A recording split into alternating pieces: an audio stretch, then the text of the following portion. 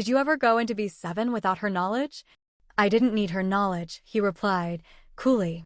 I outdrank her. But Lena had seen the tremor in his hand just now, the too quick swallow. As she left his office, she made a note. Charles Hargrove is hiding something. And someone knew what Helen found before she could go public. The clock was ticking. The Zeresh tablet was missing. And now Lena had a new direction.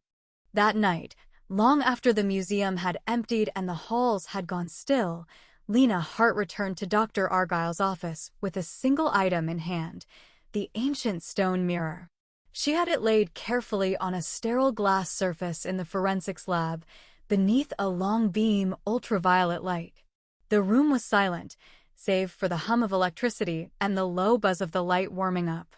Lena stood with arms crossed, eyes fixed on the artifact like it might whisper answers if she stared long enough. Then there it was. Under the UV, something shimmered faintly along the rim. Not damage, not dirt, carvings. Finer than the eye could catch under normal light, they pulsed faintly with phosphorescent minerals, intentionally etched with some form of luminescent ink or oxidized compound used in ancient burial texts.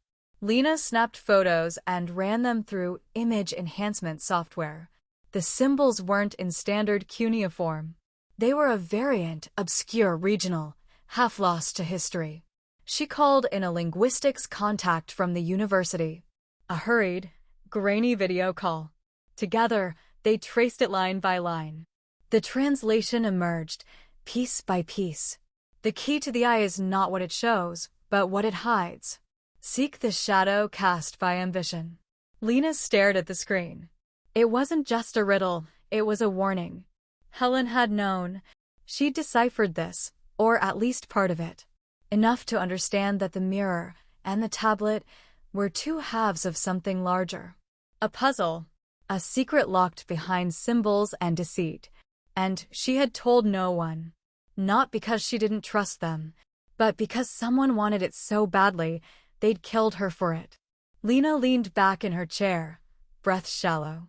The deeper she dug, the more the facts shifted under her feet. This wasn't about fame or academic rivalry.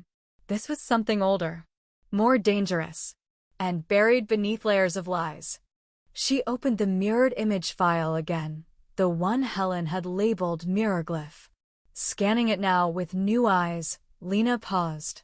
In the corner of the frame, barely visible, almost cropped out, was a sliver of something out of place.